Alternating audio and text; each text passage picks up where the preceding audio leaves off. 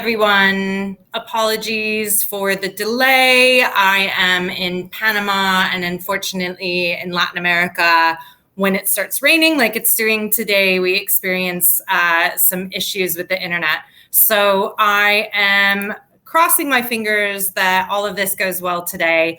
But we are recording this just in case anything happens. So we will repost the link. So thank you so much for your patience. I'm really excited for you to join me for Unrestricted episode 2. So some of you don't know me. My name is Athena. And I truly believe that this idea of success that we hold as a society is broken. We're starting to feel really overwhelmed, like we're not good enough, like we're not working hard enough. And I was there. I worked myself to death. I had what was a successful career working for huge brands like Microsoft and Diageo. I started my own businesses. I used to tour back in the day. I was a roadie. So I kept, climbing this ladder and this idea of success. But I got more and more overwhelmed and more anxious. And I ended up realizing that, this was somebody else's idea of success. I wasn't actually pursuing my own. So I went about looking at how I could replace all the toxic thought patterns and habits with positive ones. And what ended up happening is I lost tons of weight. I got into aerial silks and I ended up selling all my stuff, leaving my business and literally running away from London to join the circus.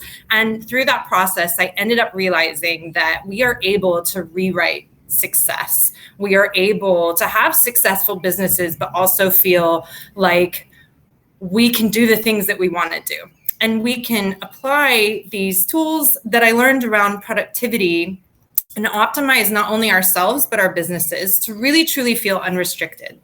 And unrestricted to me is people that are living their own lives.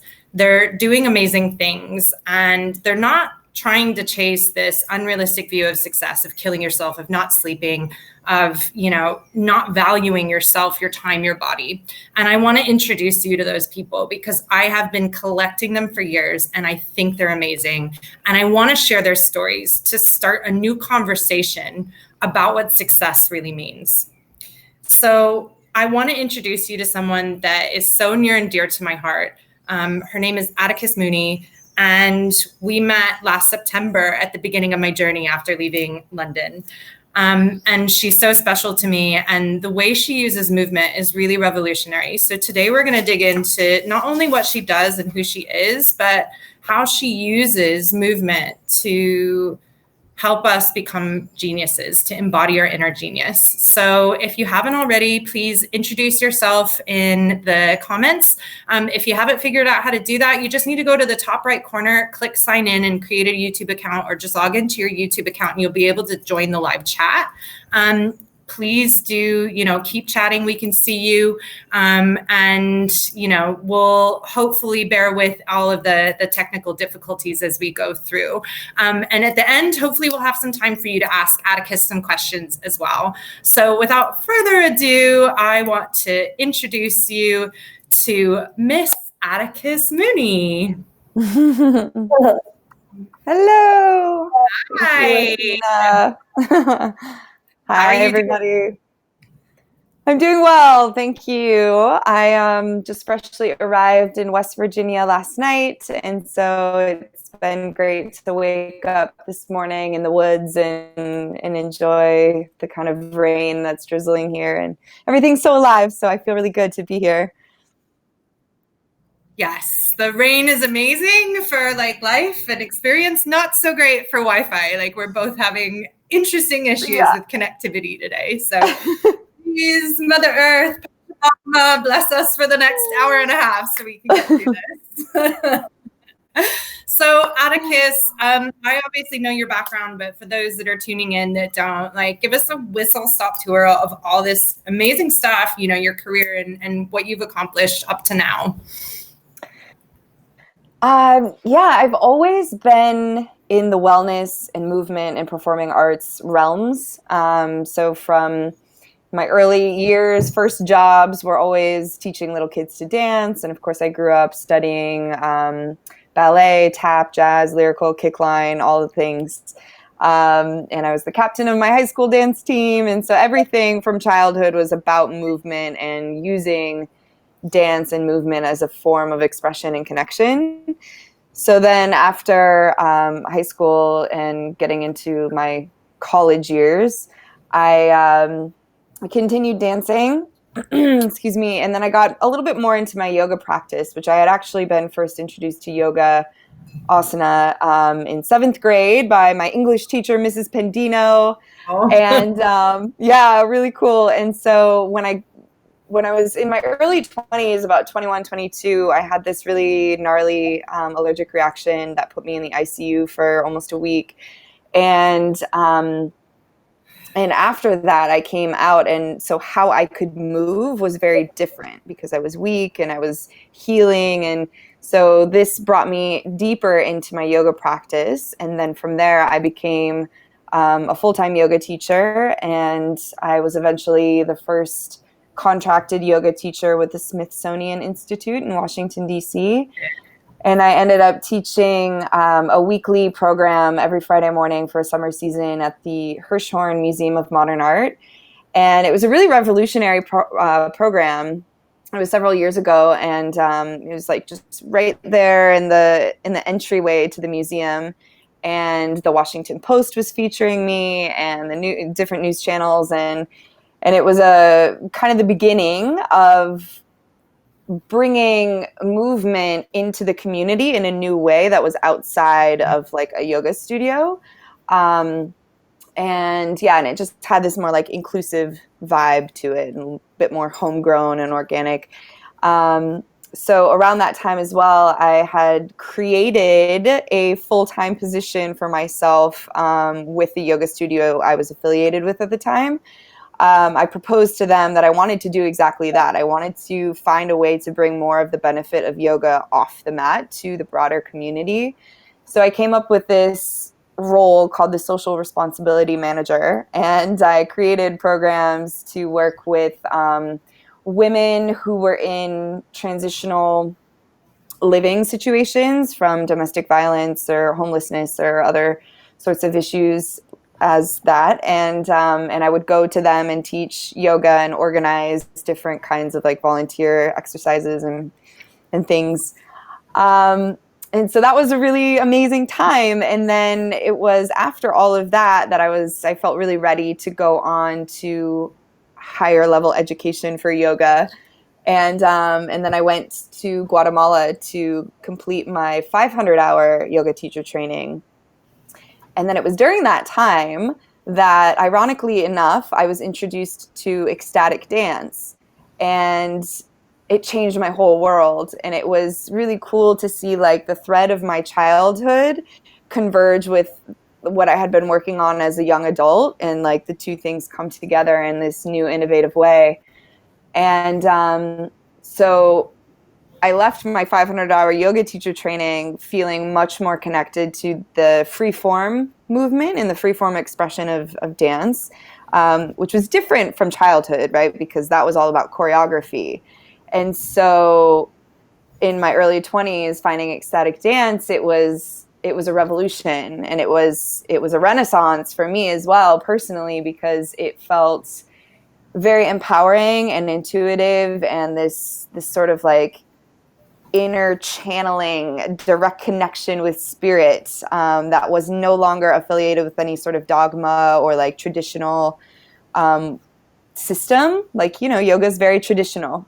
So real quick, before you go on, I know there's people watching that might not know what ecstatic dance is. So can you give us a really quick definition? And then this is fascinating. Carry on. Totally.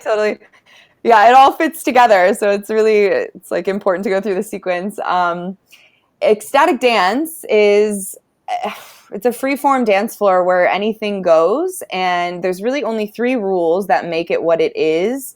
And those are no shoes, no talking on the dance floor, and no substances, no drugs or alcohol. So it's just a completely like lucid, free-form experience. And it's very innocent, it's like how we would play as children. We get to relive that and experience that as adults, and just play and express and move and feel really good and creative and connect with each other in this really like wholesome way.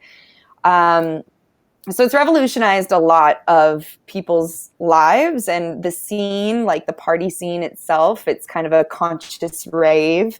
And so I know you have experience with these big dance parties, in the early 2000s and 90s and all that. And, it's just a very different, it's a very different scene, and it's a level of consciousness and like, what?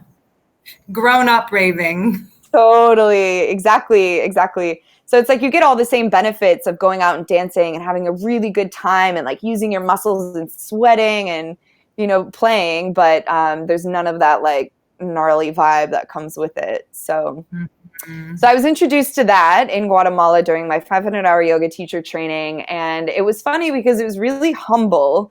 Like we were dancing in this pretty like simple place, and it was a very small dance floor, and maybe we had like 25 people at one time. Like it was never big.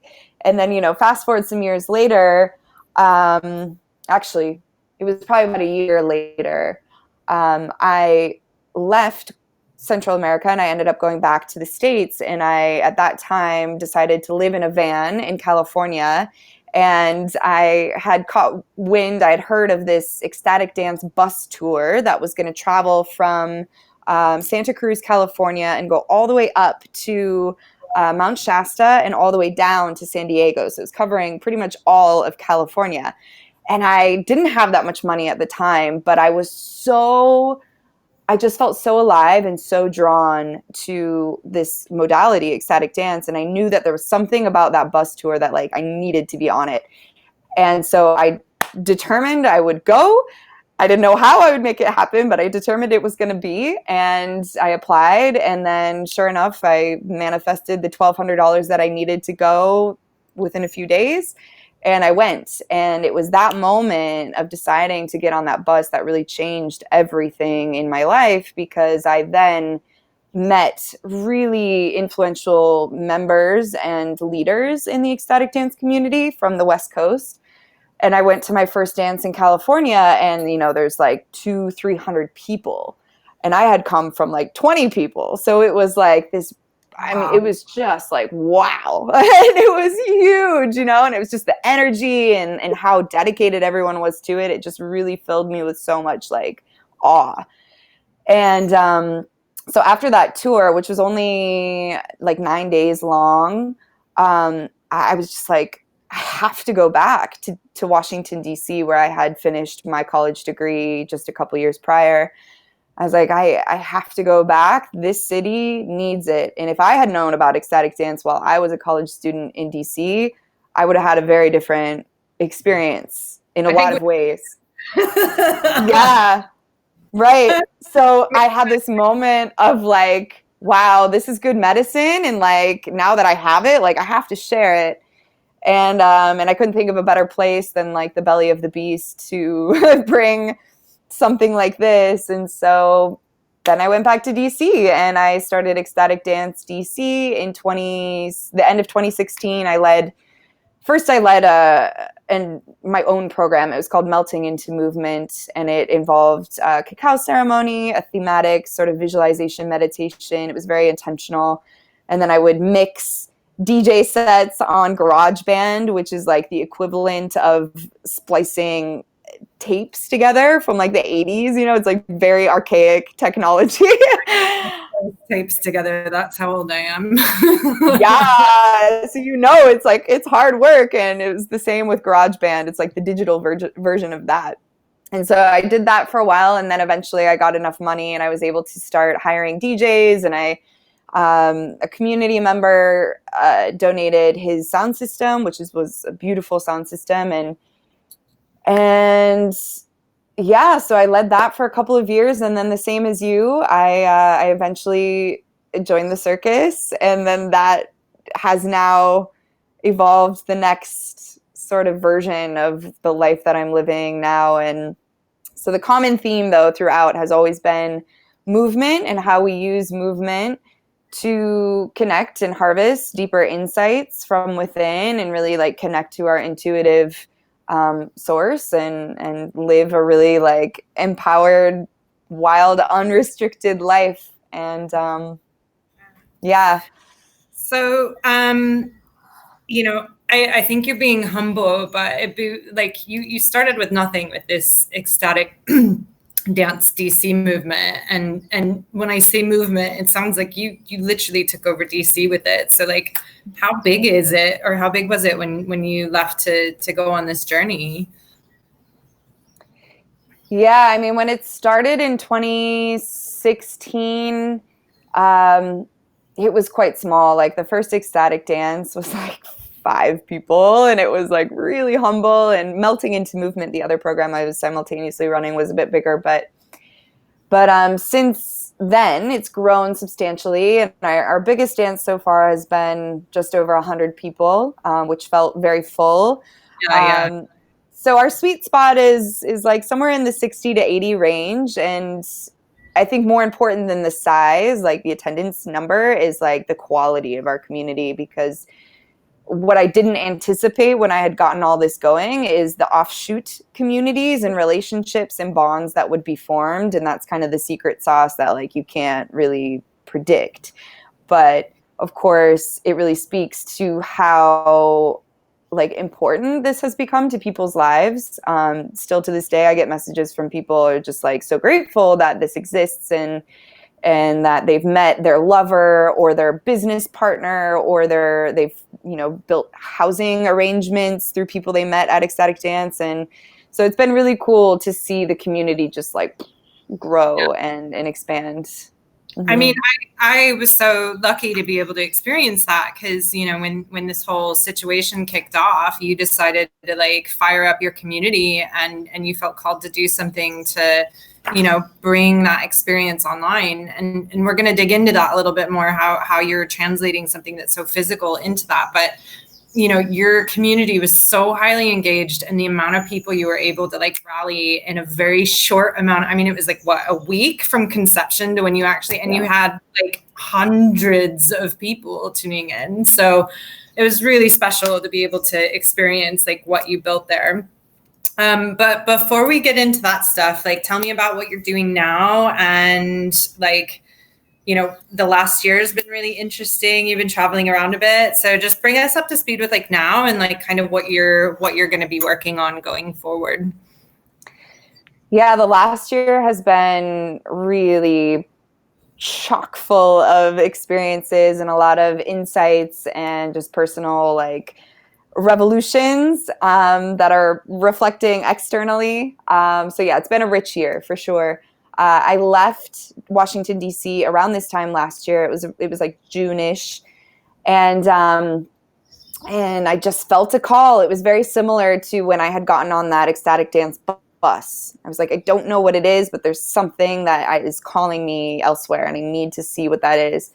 So I went to Indonesia, and just the same as you, became a resident at Momentum Collective, and had an amazing experience there. And it really just synthesized and brought together a lot of pieces of me that had been kind of separate from each other. And it just kind of helped to weave everything together. And so, of course, while I was there, I started teaching some movement and dance and yoga, contact improv, which is a sort of another free-form modality. And we really liked each other, myself and Momentum Collective, and so they invited me to come along with them to Guatemala and continue offering those teachings.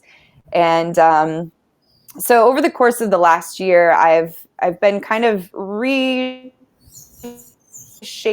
my personal relationship to Ecstatic Dance DC and empowering more community members who are locally invested in the community, while I kind of physically step away, as that's what I've decided is ideal for my mental and physical and emotional health, is not being in an urban area. So that's been a really transformative process in and of itself. But through all of this, what really came out and what I'm working on now is called embodied genius. And it's really sort of like it's kind of the second pass of the spiral of this whole thing I've been working on my entire life. The first iteration was called Embodied Vision Board, and they're really the same idea. And it's how we use movement and how we recognize like sensory experience or even injuries. Injuries are extremely informative, and I have a lot of those lately. How we use this like language of the body to navigate through life, and it's like making decisions, knowing who we work with, who our friends are, who our lovers are, where we might be most like potentiated to live in the world. Some of us thrive in urban centers, and some of us thrive at the beach or in the woods, and your body will give you that feedback. And so as I've been going through my process of kind of dabbling in some of these different things, I'm learning a lot about the feedback my body's giving me. And my personal journey has now become what I'm calling embodied genius. And it's just that. It's learning how to communicate with the genius attendant spirit we're all born with that makes us, our personality, who we are, and communicating with it in such a way that we're not fighting against ourselves. We're really learning to trust and participate in life as an artist rather than as like a cog in the wheel, So and I think it's really like I want to share, the story of like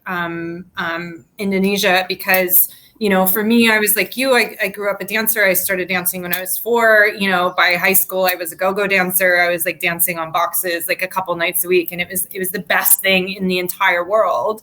But I stopped moving when I was 20. I was like, okay, I need to focus on my career. I got into radio. I ended up going on tour. And I was on my feet for work maybe, but like I stopped using my movement. And, that was, I'm 36 now. So 16 years ago, I stopped moving regularly. And then when I was in London, I was having a really rough time the first couple years I was there. And I was in a relationship that wasn't serving me. I felt very alone. I was getting very depressed. I wasn't motivated, and I just didn't feel myself. And my surrogate grandmother, who, is in her 70s and still is a professional ballroom dancer, was like, well, how much are you dancing? And I was like, Nancy, I don't have time to dance. I gave up dancing when I was 20, like whatever. And she's like, no, your soul needs to dance.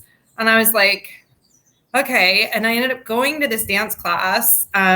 She gave me, the schedule for my dance class, and I went to this dance class, and it was like just this freedom for an hour from my mind. And at the end of it, the instructor was like, okay, everybody sit down and watch Athena and this one other girl do this routine. And I was like literally like losing it. I was like, oh my God, I can't do this. People are going to be watching me. I totally screwed up the routine. And then he's like, no, again, you can do it. Come on. And we did it again. And I did it. And it was like the high that I got from that experience and the clarity. Like I went home, had a discussion with my partner at the time. And I was like, wow, I am in the wrong relationship. This is serving me, like, and it's just crazy. So fast forward to when we were in Indonesia, and I was getting into aerial silks and whatever, and I saw you dancing on your own in the yoga shala. And I was sitting there watching breakfast, and I just saw Atticus moving. And I don't know if any of you guys caught the video that I shared of her. That's just like a snippet, but it's one of the most beautiful things, like this freedom that she has. And I was so inspired by that. I was like, I need to be doing that. I need to be using my body and just letting it express, and that gift of watching you be free in your movement to allow me to do the same. I don't think you need to just be a dancer to use your body, right? Like this isn't just for like artists or whatever. Like our bodies are so used to movement and expression, and dance and celebration is like, it's our ancestral, like, lifeblood, and we deny ourselves of that. So I'm just really interested in, like, for the people that may be watching that aren't dancers or don't have movement in their life, like, and they're probably thinking like, that's not for me or whatever. Like, tell us a bit more about how you can use your body to like just enhance your life.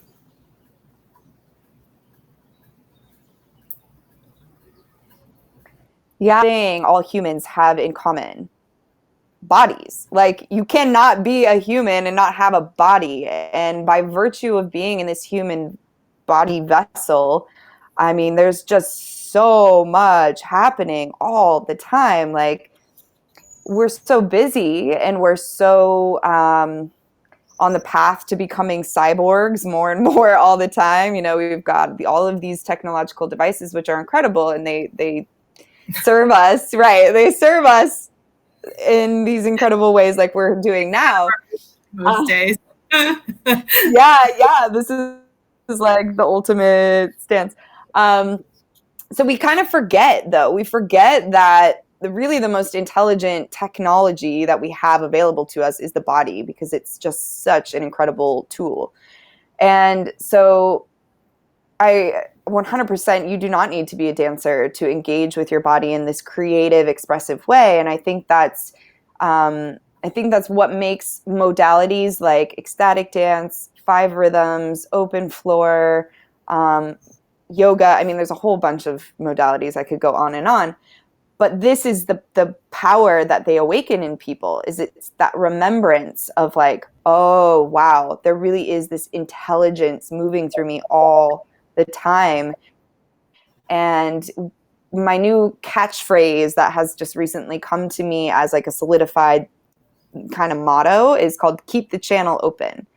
And that's really like what movement does for me. And I've seen it do that for countless people. It's like, as soon as you get the body moving, the channel opens, and, you know, you might have this breakthrough realization that you're in the wrong relationship for you, or that you're drinking too much coffee and you should stop drinking coffee, or that you need to move somewhere new in the world, or that, you know, it's just, it awakens all of this insight to what we need to change. So how a person can engage with this is really quite simple. It's just starting small. It's like taking those moments of really conscious breaths. Like, it's a very simple thing. And of course, the simplest things can also be the most difficult to do.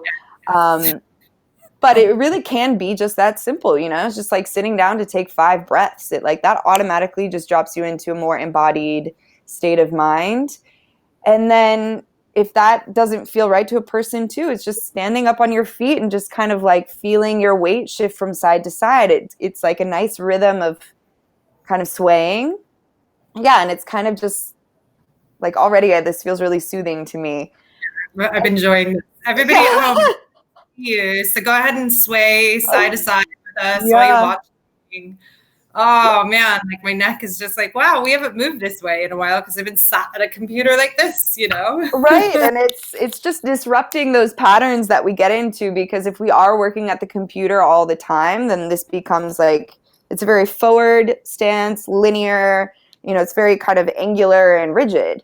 And if we get into that pattern without disrupting it every now and again, it just becomes so solidified that it also mirrors our cognitive abilities as well.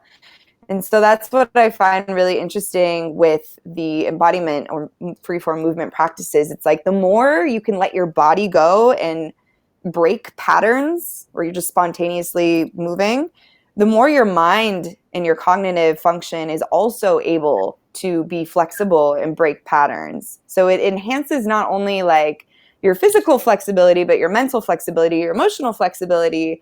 And it's life-changing. And so starting a practice is really as simple as just moving your body in some kind of pattern until you feel like something needs to change, and your body will tell you, right? So you just kind of start like a seaweed, maybe going back and forth, sitting or on your feet. And then it's like, oh, this arm wants to do this, or my head now wants to do this, or, you know, the hips. And it just starts to build like that. And so it can be really as easy. What I love about you is like, you know, I'm like former roadie rock and roll, and like I told you, I was like terrified to go and live with everybody in Indonesia. I was like, they're gonna be so like serious, and everything's gonna have to be like pure yoga and this and that, and like, and then we met, and everyone's like super fun and just like not taking themselves seriously. So I think a lot of hesitation around movement can be like being self-conscious, and I, even having that movement background, even, coming from a past of like performing, because I'd been out of it for so long, it was like really foreign to me.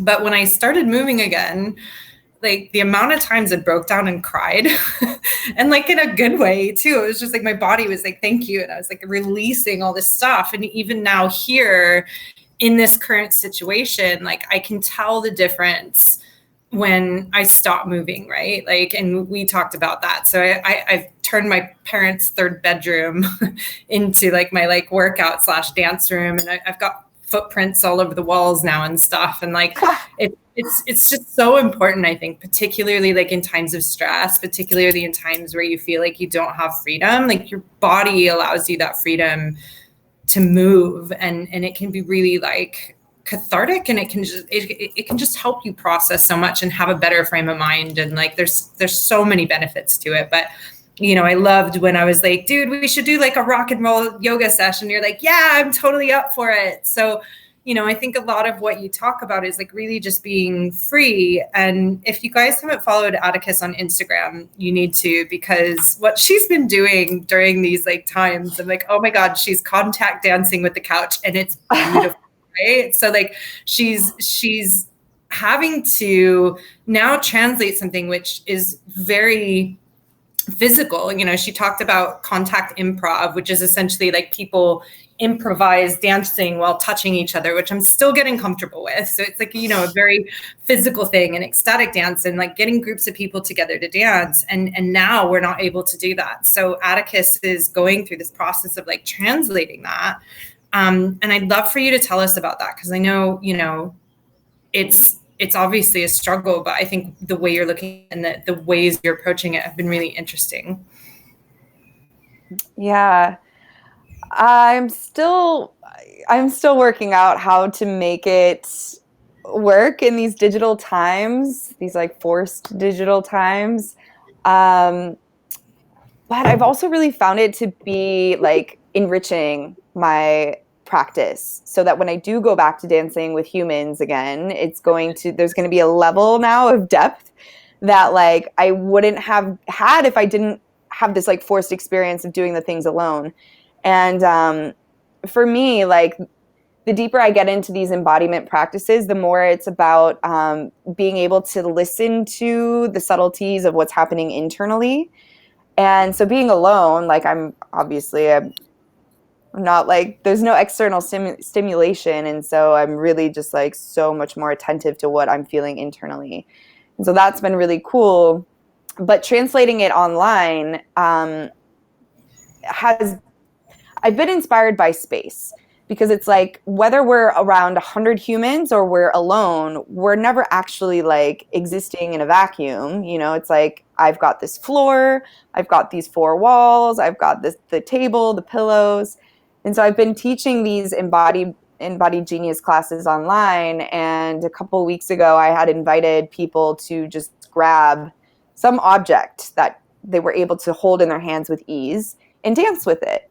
And it's kind of a silly and ridiculous exercise, and probably felt really uncomfortable at first, but with the guidance and just really allowing ourselves to enjoy it and be curious, people had some really profound experiences that they reported at the end. And just like the delicate quality with which they approached this object as though it were a human. And so it's like this process has actually been really good for developing our sensitivity. So that's kind of cool. And then just the same too, I invited people to like dance with the wall. So like leaning into the wall and like letting their body weight go into it, so that they could experience what it's like, the way that we would as human contact dancers, sharing weight, just with the wall. So I've been doing my best to translate some of these fundamentals of contact improv into like the object world. Instead of like other bodies, it's like, how do we interact with the space and with objects? Because those are also valid dance partners. So yeah. It's actually a really nice opportunity for people that maybe were a little bit too intimidated about going to a dance class, you know, or like don't have any experience, because it's all experience levels, right? That can join you, or is there like different? Yep. Yeah. So you know, it's an opportunity maybe for people that were curious before to tap into something where no one's watching, you know, like they can do it on their own, like, and have you guide them through it. So it's super exciting. And, you know, I think with what I was talking about earlier, with this idea of success, there's so much pressure on us to have it all figured out straight away, right? And be successful straight away. That's not how businesses work. That's not how being an entrepreneur works. Like, you know, it's, I don't want to say messy, but it is. You figure things out. You have to like pivot, and everybody right now that owns a business or has any sort of like, you know, self-sustaining income or even income is having to rethink their world, you know, and it's an exciting process. And this whole idea of pivoting and learning from that. And had this not happened, you know, might you have incorporated objects and walls into your practice, or started offering classes online, or ran amazing festivals, you know, that hundreds of people literally like tuned in for an entire like 14, was it 2 days? No, it was like 14-hour day. Yeah. It was crazy. And it was intense, and it was super engaged, and I was like crying at the end when we were all singing Bob Marley, and I hate Bob Marley, you know, like it was like we just needed it in our life. So I'm going to celebrate the fact that you're, you know, you haven't shut down during this. In fact, you're like trying different things and looking at different ways that you can bring yourself to life, and it's exciting, you know? And I think that's a reflection of my movement practice, is that, you know, that idea of like, I'm just always experimenting with my movement, that I'm also always experimenting with how I can present my teaching or new platforms. And I'm just constantly experimenting. And I feel like the two aren't really so separate, actually. Like, it's because I dance so much and I move. And by the way, when I dance, and you know this, but like my tongue is sticking out, I'm making wild facial expressions. Like, there's a lot about it that is not pretty. And like, it's not, you know, that's not my goal. My goal is to like stretch as many muscles and joints as possible. And sometimes it looks cool and sometimes it looks ridiculous. Just the same as sometimes the projects that I attempt work and sometimes they don't. And like, you know, that there's still sometimes some drama that comes with that, where I'm like, oh gosh, I really like, I messed that one up, that opportunity or that project. But any entrepreneur that tells you they've never had a situation, like, tell me an entrepreneur that's successful that hasn't actually learned from trying different things and getting things wrong or not right or not perfect, you know, like I'm sorry, I'm calling BS on it. Like, there's so much learning and iteration in these processes, especially in extraordinary times. You know, so that the fact that the people that are gonna do something well out of this are the ones that are being brave and trying things like you are. Yeah. And I think the difference is not that because we're always going to have trial and error. Like, that's just kind of by virtue of being human. And if you're going to become an entrepreneur or live an unrestricted life, you're just putting yourself out there more to engage with those potential trial and error experiences. So it's not even a question of whether that's going to happen or not, because it's inevitable, but it's about how we resource ourselves and how we bounce back, or the tools for resilience that we develop that allow us to like put our heart on the line and like take risks, and then be able to bounce back and like, you know, maintain that cognitive and that emotional flexibility. And so for me, you know, just like that path for me is the movement. And I've seen countless times in people that like the movement is incredible for developing resilience and helping to just like move emotion. If you're feeling stuck for whatever reason, it's like, you know, something goes wrong in your business, you move it out literally, and it just is that much more potent.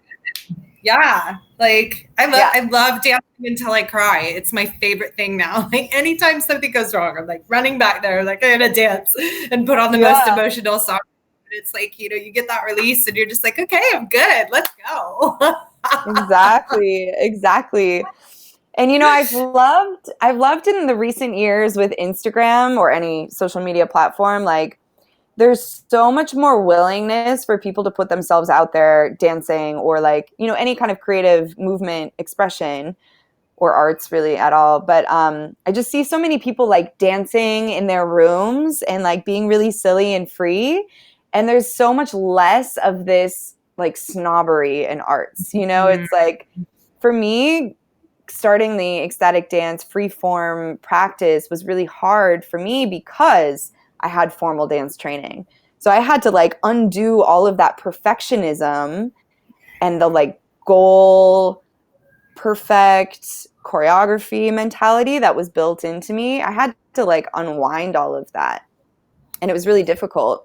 And there were layers and layers and layers of emotion to that I didn't even know was like governing my life, like broadly. And so it's just been really cool, like as I get deeper and deeper into my movement practice, seeing how far I've come mentally and how much I'm able to just let go and enjoy movement as like a human experience and not as like, oh, I need to be perfect so that I can put this on Instagram and people can see, this like routine. It's like, it's such a different vibe now. And I see so many more people doing that now and sharing, especially in our quarantine times. People are just like, I just got to express and I don't care how it looks. I'm putting it up there and out there. And like, yeah, it's very empowering in that way. And I feel like it's just changing the narrative on what it means to be an artist or a dancer or a painter or a singer or a whatever, It's like, we're all artists. Yeah, man, we are. And that's the thing. It's like, I'm even seeing people that I didn't even know like to dance, like putting up dance videos. And I've certainly put up a lot of stuff I would have never really put up like this before. It was always like, okay, let's get that 10-second clip of me doing really well on aerial silks and cut out the rest where I'm like really struggling. And I think this, I've been in the last 3 days, I've been in this like really intense marketing business event. And they were saying like scrappy is the new perfect, right? Like we're living in this world now where like late night TV show hosts are having to do it in their bedroom and their kids are making their graphics and their wives are doing like the filming and stuff. So it's just like this realness that's coming out right now is super exciting. And just having this conversation with you, I'm realizing like when we come out of this, I imagine our perceptions around perfection are going to change, right? Because we're seeing so much like messiness and realness and just into each other's lives that when the world opens up again, like perfection might not resonate as much with us, because there's a lot going on. But so I'm really curious because I have this conversation with a lot of like artistic people and they are reticent to implement any sort of like structure or organization or processes in their life, particularly around business. So I'd love if you could like talk about your view of like structure and organization and how that feeds in or takes away from the creative process and any sort of like systems that you've been implementing yourself and has it helped or hurt your creativity? Hurted. Hurted. I am a big fan of structure, and I feel that structure is actually necessary for creativity, and it gives you like a scaffolding to build on. And so you kind of need like a little bit of a grid to like design off of. And so I feel that for me, it's absolutely necessary. And what I love about structure though is that it looks different for everybody. And for me, I've started keeping my to-do list in my journal. And I've actually done that for a really long time, but I recently learned that that's like actually a thing. That's like a method called interstitial journaling, I think I heard it called. Right. And I thought that was, yeah, it's, I thought it was really interesting because perhaps for the creative mind, we're always taking notes and we're drawing insights and inspiration from what's happening in our lives or the environment, and then it's probably informing how we're designing our projects or whatnot. So like this whole thing about interstitial journaling is that you're writing your thoughts, and then you're also plugging in your to-do, like, oh, remember to send this email or remember to add this thing to your website or whatever.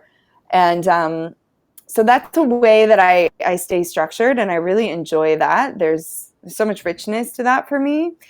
And this is silly, but I put check boxes next to every single little like to-do list item because I like gamification as much as possible. And it goes back to that like silliness that I like to weave into my movement, but it's like so satisfying to check off that box, like I gotta have that.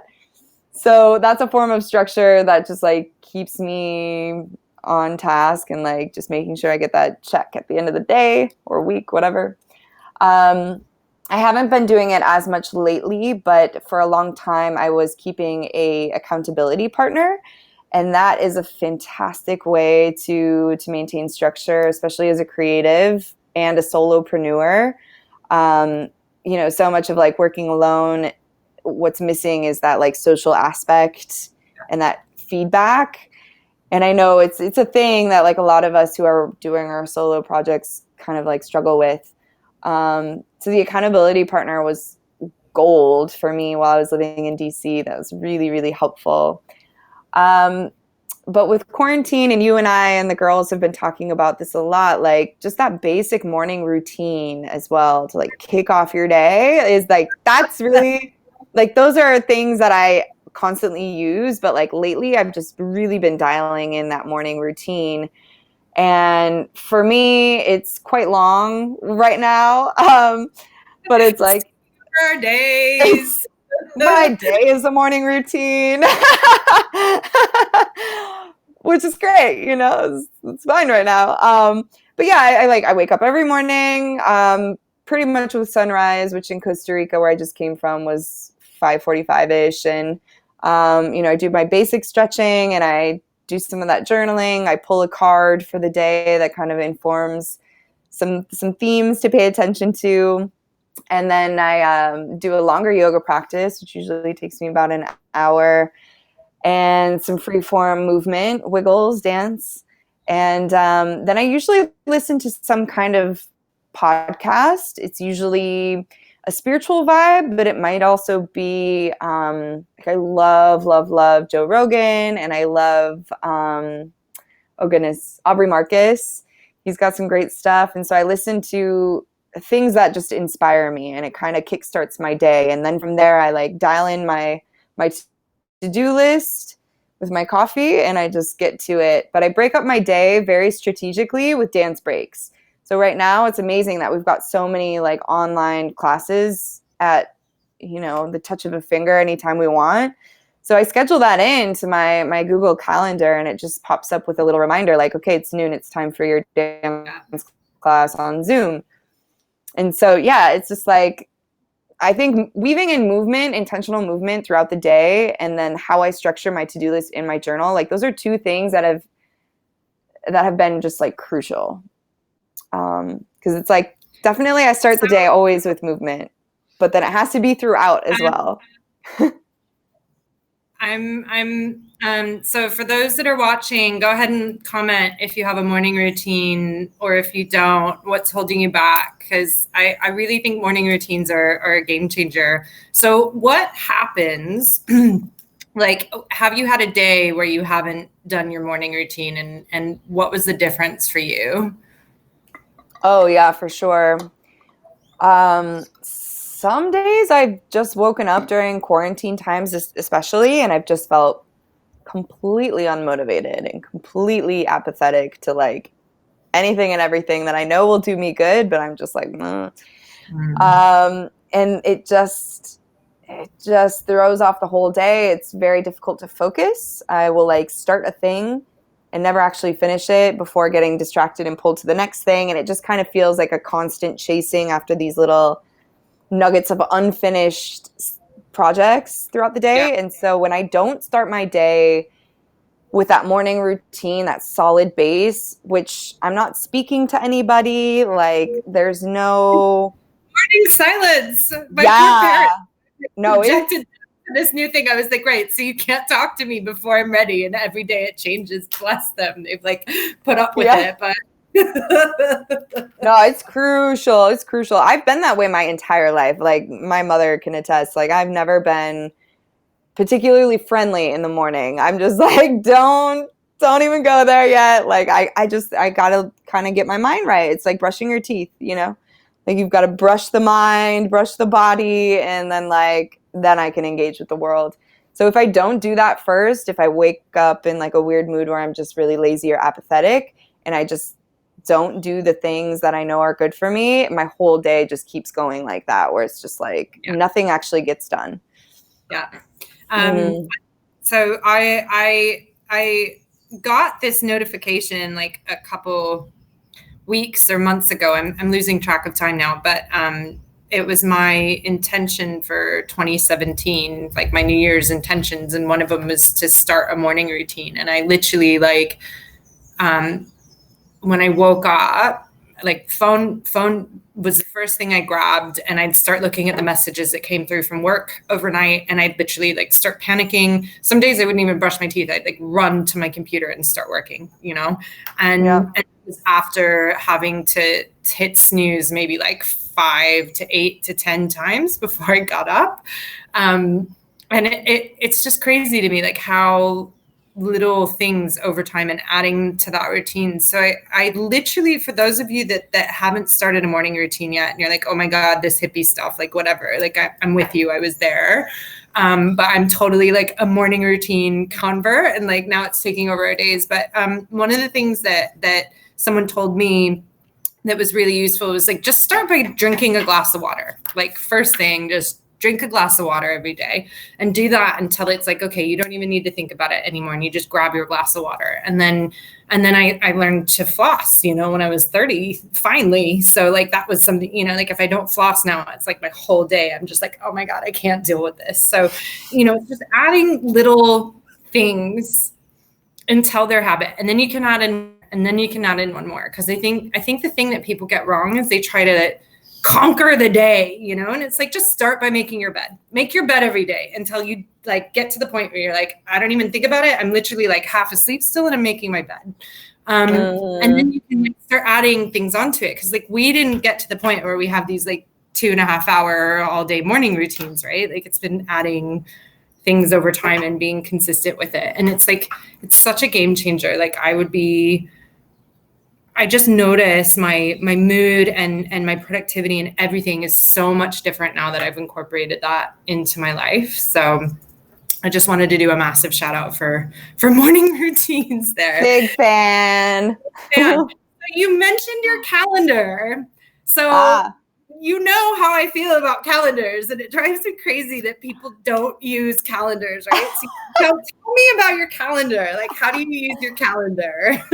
Well, I know you love this. I was a big paper calendar girl for a long time. Like I'm paper everything, paper books, paper journal, paper calendar. But like as I've been traveling more, it's been really difficult to like carry all these books. So I'm in this massive process currently of minimizing stuff.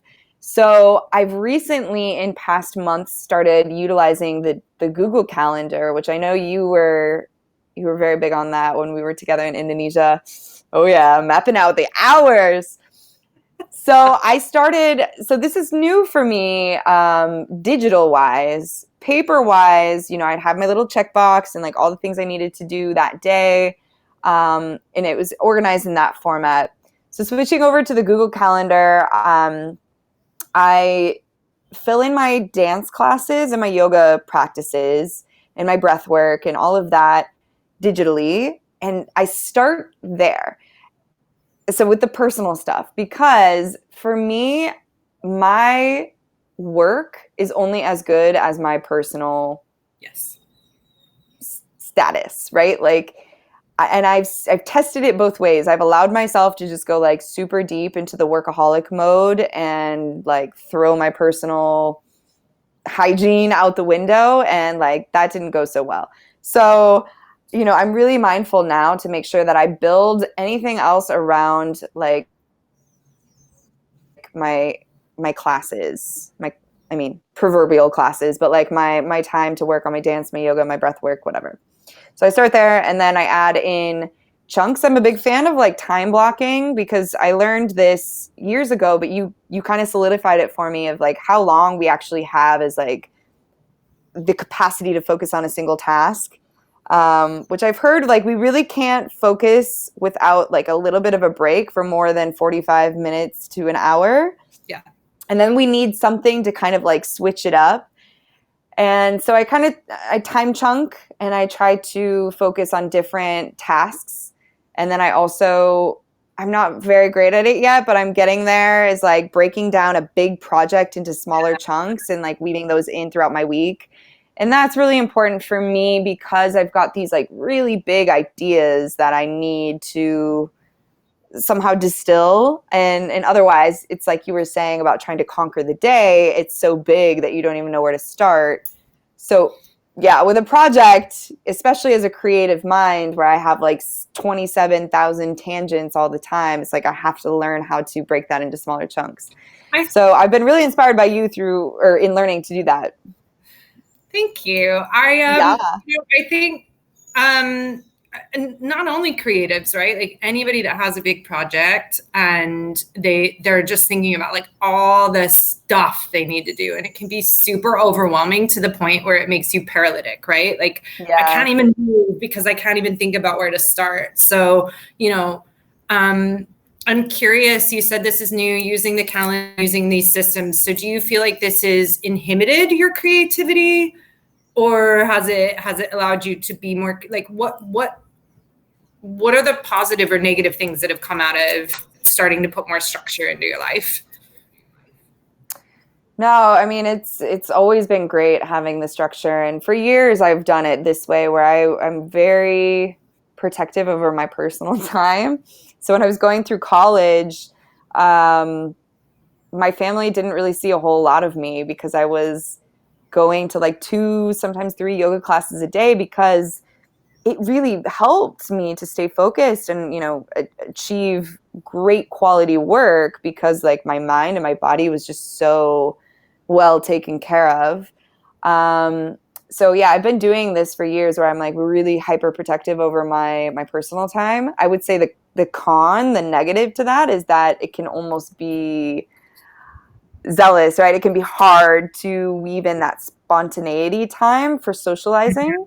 Mm-hmm. And so that, as some years have gone by, I've found myself working on becoming more relaxed in that regard. It's like, how do I rather be very protective over my personal time, but also recognize the value and the magic in that spontaneous freedom of like connecting with family or friends. So yeah. Our guest last time, Steph, she threw something out there that I was like, I'm with you, right? Like, and she said, distractions are opportunities. And I was like, what? Like, and I sat with it. I was like, okay, I'm going to sit with that one, because I'm like, I'm miss like kill all the distractions in your life so you can sit down and focus. And this stuff you were talking about, like we get about 45 minutes from our brain to like get into deep work. And it's amazing when you set yourself like an amount of time to do something, you will do it in that amount of time. So like our tasks expand to fill the amount of time. So people that sit down to do something without setting an amount of time to do that, they end up sitting there for hours and hours and hours, and maybe they could have done it in a little or amount of time. But what I took away from her saying distractions or opportunities is she was talking about like when the dog comes over to cuddle, or when somebody's like, hey, should we go out? Or, so it's like opportunities to connect with people and say yes to things. And I like those kinds of distractions. What I don't like is the phone going off every 2 seconds, or someone coming and interrupting me all the time, So I think there's a good distractions and bad distractions, and saying yes to the opportunities to do something fun, enrich your life, like look after yourself personally. Because, I love that you protect your personal time and protect your movement. And I think I fell into the trap, and a lot of entrepreneurs fall into this trap, that they think they don't deserve it, or they don't have time for it, or it will have an impact on their business if they go, or even their career. Like how many times when I didn't have a business and I was working for somebody else, did I stay late in the office and like skip my yoga class or skip my dance class or skip my dinner with friends? And then, I ended up sitting there staring at my screen, doing no good work anyway, feeling like crap, letting my down, letting my body down, so it's like, actually, when we value ourselves enough to like take this time and protect it, we end up doing better work as a result. Exactly. And that's what I love about ecstatic dance or any freeform dance modality, but it's social, it's playful and silly, and it's like it's physical, sweat, muscles, everything getting a workout. And so it's like all these things rolled into one. And so I get that out of yoga too, a little bit of that social aspect, but definitely not as much as like going to the dance floor. So it's great when I can like, okay, get all of those things in that 2-hour chunk of time and then come out more productive on the other side. That's great. I can't wait to get back to like dancing in person with people to like really feel that. Hugs. I miss hugs. Yes. Oh, I recently started getting hugs again. Like, sorry. I said I never thought I'd say it, but I miss eye gazing. Oh.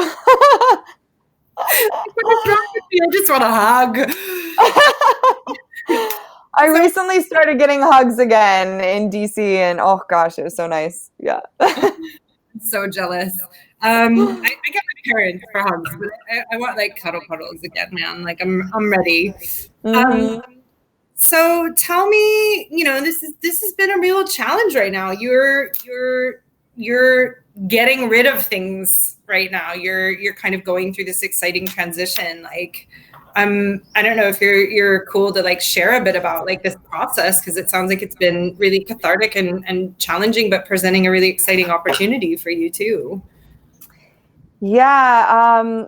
When I had moved to Guatemala the first time for that 500-hour yoga teacher training I mentioned in the beginning of our chat, I had done just about the same exact thing. I had sold almost everything. I had gotten my belongings down to just a handful of small-ish bins that my parents graciously kept at their home. And then I took off, and I was doing my thing, and it just felt so light. I had just graduated university. I had, all of this amazing opportunity open to me. And then when I decided to go back to DC to bring ecstatic dance there, I started acquiring all of these things again. And so before I knew it, a couple of years had gone by, and I had an entire home of things. And I was like, wow, that happened fast, and I've always been a bit of a minimalist. I'm not super sentimental. I'm not super nostalgic about like stuff. So, and I never have been. So when I acquired all of that again, I could feel like the weight of it. And then I decided to go on this next big trip, which I didn't think was going to go as long as it ended up going, right? I thought it was literally just going to go away for this chunk of time and then go back and, do whatever. But as you can understand, like you open a storage unit and you put the things in there and then life happens. And yeah, so it just became very clear to me, especially just after paying attention to that embodied awareness and those cues from my body that like I just could not go back to Washington, D.C. to live, that I needed to get rid of that storage unit. So I just recently, Monday actually, so earlier this week, I left Costa Rica where I was living in quarantine to go back and close out that storage unit.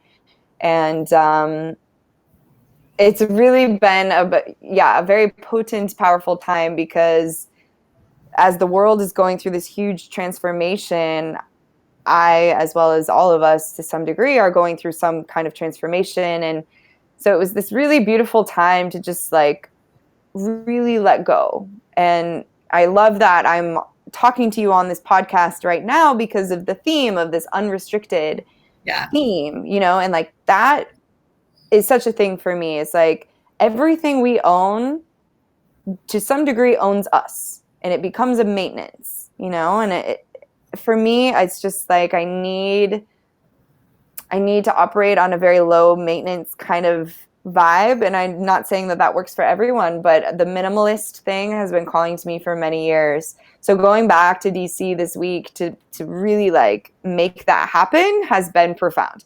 And just like in my body already, I mean, I just left yesterday. I already feel physically lighter. I've got maybe 4 bins to my name now, plus my car. And like, that's it. Like, it feels great. It feels really great. So yeah, again, just another example of how the physical reality that we build for ourselves through our choices, our values, our beliefs, and whatnot, it reflects and impacts the internal landscape as well. And so, yeah.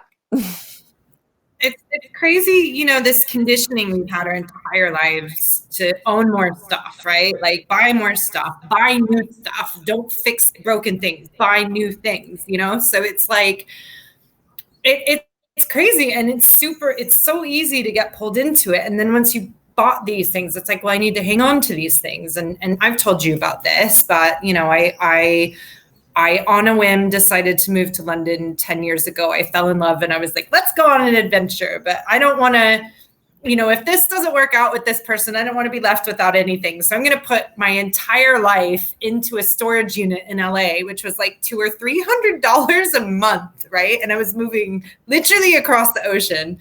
And it didn't work out. And I didn't stay with him, but I decided to stay in London, and I didn't even have a pair of sheets. But I had this storage unit of stuff back in LA, which I ended up paying for 3 years before I could get back there and clear it out. And I got there and I was like, I had a box of cassette tapes, right, from my radio shows. When I started out, I had a box of pictures, and it was like, you know, this much stuff in a humongous storage unit that I ended up getting rid of everything. And I had to pay money to get rid of it. Me too. It changed. And I was like, why did I do that? And then I forgot that lesson. And I went back to London and I started getting more stuff and started buying more furniture and started getting bigger flats and just put stuff everywhere. And then when I left last year, it was one of the most stressful things in my life, trying to get rid of 10 years of my life and reduce it down to 2 suitcases. And I had, you know, 30, 40 people coming through my flat and like rummaging through all my stuff. I mean, entire families were coming in. It was crazy. And the thing that I had the hardest time getting rid of was my bed. Like, I was like, I have this amazing Tempur-Pedic, like 4-poster scaffold and steel bed. And I didn't want to let it go. And I was seriously considering putting it into a storage unit. And had I done that by this point, I would have paid more for the storage unit than for that bed, right? And there was nothing more freeing than sitting in that apartment on the last night I was there with not a single thing around me but 2 suitcases. And I'll never forget that moment. And I was just like, do you know what? I'm keeping it to 2 suitcases. Actually, it's 3. My parents are in the other room, so they'll call me out. So I keep a suitcase with my parents. I have 2 suitcases that I travel with, but like, that's it, man. I don't want any more than that. Yeah. Same. Yesterday I drove out of DC, you know, and I looked at the loot in my car, and I had a friend of mine in DC who kept 1 bin, just one. And it's not even full, actually. But I looked, you know, and I just smiled, and I just was like this, like dancing in my car, pumped up my tunes, and I was just like, woo, freedom, you know, and it felt so good. And as I've been reflecting over the past couple of weeks around this whole, like, what is it to feel unrestricted? Yeah. I mean, it's that, you know, it's just looking at our lives and seeing where these little tethers are that we've tied to something, anything, a person, a job, a dogma, an ideology, anything, you know, and really examining that and like, is that for me? Is that necessary? Is that something I can sever, you know, and be empowered in doing so, severing. And for me, it was that storage unit, and it was all the stuff in there that I didn't even remember what it was. It was just like, wow, this is just silly. It's just so silly to hold on to this and have a maintenance loop going. So it actually was really incredible to go there, clean it out, and give all of the things to friends. So I gave away like probably thousands of dollars of stuff, but the joy that it will bring them is far more valuable to me than the joy it was bringing me to keep it locked away. So it just made sense, and now I feel incredible. Like so much more opportunity is open to me now. And you were resisting this a little, man. I Like was. and now it's like poof, you know, like Yeah. don't have to worry about that anymore. And I don't think people really like realize how much these things that they push over to one side in their mind have an impact on their well-being and feeling free, you know. And a lot of this is our ideas that we hang on to in terms of like what we need to achieve or what we need to hang on to.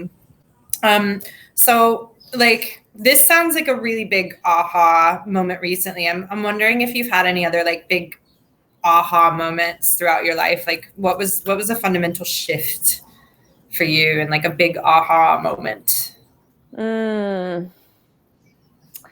Well, it's funny, these questions, because it's like the threads, it's like how far really can you trace that thread back? Like where really where is the origin? I love those kinds of questions, or it's like you can keep tracing it back. But there's one thing that stands out in particular. It was around 2013, 2014. I was finishing up my degree, and I had been studying global affairs with a concentration in human rights for indigenous peoples, global governance, a lot of politics, international affairs. And I was working for a congressman at the time at the Capitol in Washington, D.C. It was very prestigious, and I had then been offered a job to work at the Pentagon for the Undersecretary of Defense for Policy. And I went to get fingerprinted. I was interviewed by the FBI. Like I was in deep. I was in really deep. And meanwhile, as all of this is happening, you know, I'm still going to school and I'm still maintaining a almost full-time yoga teacher position. And I was going to my classes all the time. I was very fit physically, emotionally, mentally. Everything was like dialed in to this very particular path.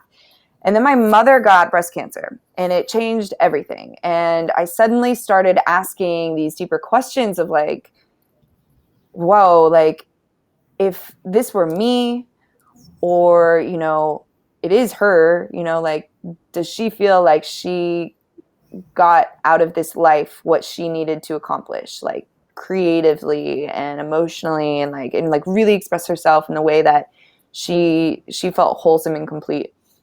And then I bounced that question off myself too, and I was like, no. You know, and I went through this loop for a long time, and it was a very intense process. And so that job that I was offered at the Pentagon, I kept them on the line for like a year, and I kept pushing it off. And I was like, they knew who my mother was because she worked at the Pentagon for a long time. And yeah, so they knew who she was and they knew her story, and they were very gracious with me. But I kept pushing it off, and I was like, I don't know yet. I don't know yet. Finally, about a year later, I emailed the woman and I said, you know, thank you so much for this opportunity. I recognize that it's very prestigious and it's a highly coveted position. However, I'm going to turn it down to teach yoga full time. And she was like, are you sure? Like, you know, it just like didn't even register as like a possibility in her reality. It was just like, what? Yeah, and she said something to the effect of like, you realize you cannot, like, you'll be blacklisted. Like, you cannot get back into this world again. Like, you cannot unchange your mind on this one. And I was like, yeah, I got it, I'm sure. And so that was a huge, I mean, it's not so much of a moment really, but it was an aha process of just like, you know, what really is my truth? What really am I not? Because it's different to be good at a thing, right? I was good at all of that stuff I had been doing, but it wasn't fulfilling my soul, and it wasn't giving me this like amazing, scrumptious, yummy, like experience in my body every time I woke up, and that's what I was really looking for. And I knew that there was more to life than all of this prestige and like accomplishment that I had achieved. So yeah, that was a big one. And it changed the course of my life, because then everything happened after that. It's one of those like fork in the roads. It's like if I had gone the other way, you and I would probably not be having this conversation. Definitely not. So yeah, that was a big one. That was a really big one. Man, I love every time I talk to you, I've learned so much about you today. Hours and hours of conversations about life, and yeah, I love that story so much. Okay. For the Pentagon, I'm going to teach yoga.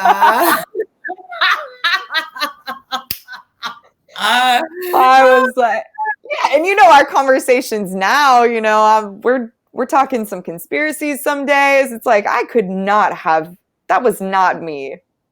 No. I could not have survived in that environment. I read this book recently called Dark Matter, and it's a fiction book, and I love escaping and like really easy read fiction books sometimes. But it's this guy that discovered ways to like go into like different dimensions and in his own life, right? So he was able to like go and see these alternate realities had he just made one slight decision, one different thing made. And so that always resonates with me when people like tell me situations like that. So I was just picturing you now, like, like right now in this moment in an alternate reality, and you're like working for the Pentagon during like what is going, like, whoa. It's just crazy. It's so crazy. I know. I was in so deep. So we've got a couple minutes left, and I'm sorry guys, I've bogarted all the time, but we can see your comments. If you want to like give us any comments of love or anything that's resonated so far, we can see that. But you've touched on it, you've mentioned it a couple times, but like in a sentence or in a couple words, what do you think that living unrestricted means to you? Yeah, I feel like I could give so many answers to this, and I've really been thinking hard about it this week because it's so alive in me right now. Ultimately, I keep coming back to this idea that living unrestricted means living in like a space of intuition, guided by intuition rather than an attachment and like even a clenching or a clinging to any sort of dogma, ideology, people, places, stuff. It's like really being able to exercise critical thinking and free thinking, and also give up all the cognition, the mind stuff, to the feelings, like that gut feeling that we've all got it. We've all got access to that. Like that to me is truly unrestricted, because it's an intelligent system that's just so ancient, and it's fail safe. Like think of how many times we've had that gut feeling about a situation and we didn't listen to it, and like we should have. Like for me, I keep coming back to this idea of the unrestricted life is so defined by how well we can just listen to and trust in our intuition. And like I keep coming back to that. I love that. I love that, and so much of our world now is built in desensitizing us to our intuition, right? Like our phones tell us what to do, totally. The TV tells us what to do, like our computers tell us what to do. We go out in the world and there's signs everywhere, and we can use our maps, and it's just completely like detaching us from this inbuilt system that is so strong and so powerful. And then on top of that, we layer substances that numb that, and medicine that takes that away from us. And it's crazy. And like, it's really interesting when you start doing things like using your body in a way that maybe you didn't use it, or just thinking differently, or like really questioning like what is living unrestricted, or what is this idea of success that I think, like, and is this my idea of success, or is this somebody else's? Like whose path am I walking down? So yeah, exactly. I'm with you. I love that. So the last question I want to ask you, and you might have gotten a preview of this last time, but I always like ending conversations with people, asking them if they had a magic wand and they could wave it right now and something would change in your personal life, in your business, in the world, whatever. It's your magic wand. You can wave it. One thing will happen. What is that one thing with your magic wand that would happen right now? Ooh. How R-rated can I be? I mean, we're at the end of the broadcast, so if YouTube pulls us down now, like whatever.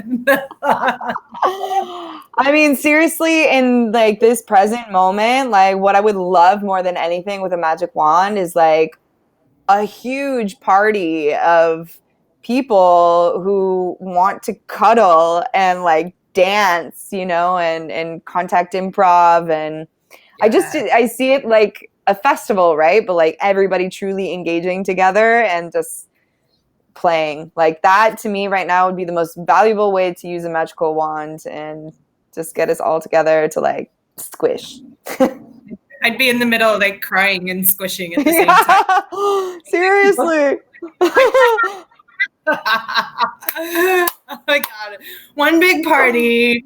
Let's make it happen. Girl, like you are so wonderful, and it's been amazing, like going on. We've both been on a journey like since we met in Indonesia, and like we're both doing our own thing, but it's like so aligned. And I know, you know, it's a challenge right now. Like, how do you create a physical practice online? But it seems like it's pushing you in a really exciting direction. And, you know, for those of you that are watching that are like, what is this movement practice thing? Or maybe you had a movement practice and you don't have one now, like, please check Atticus out. Like, she's such an amazing, authentic guide. And, you know, I appreciate that about you. And I appreciate that you're so encouraging of people to just like be themselves and like, yeah, let's incorporate some rock music into it or like whatever, you know? So thank you so much for this conversation. I loved it. I love finding out about you and how your mind works. And I think it's really inspiring. So yeah, thank you so much. Thank you for having me. Awesome. Well, I'm going to thank you again, and I'll be sending everybody the replay link and some more information for how you can find Atticus, and I encourage you to take one of her classes and like enjoy that. So thanks again, Atticus. I'll talk to you in like 2 seconds, and I'm going to tell everybody what's up for next week. We have Anna. So just real quick, like wow, I just am speechless, like how mind-blowing that was. Next week we have episode 3 with our good friend Anna Kaiser. This girl is incredible. She's a special makeup effects artist, mask maker, and costume creatress. For the last 9 years, she's been touring the world, working on productions like Star Wars, The Rise of Skywalker, Wonder Woman 2, Suspiria, Inferno, and so she does special effects and like prosthetics on these huge movies. But what she's also been moving into is like the healing aspects of art and mask making and women's wellness. So she's taking all this amazing like hardcore movie industry, like mask making and makeup experience, and translating that into how we can use that to build bridges from inside to the outside world of oneself, and how we can use meditation and breath work and creative flow and movement. And she's just incredible. And like what she's also doing with like, you know, incorporating women's studies into that is pretty amazing. So I really encourage you to tune in. That's going to be next week, same time. If you registered, you'll get the links for that. So thank you so much. And I hope you all go and live an unrestricted week. So thanks for your time. We will see you next week.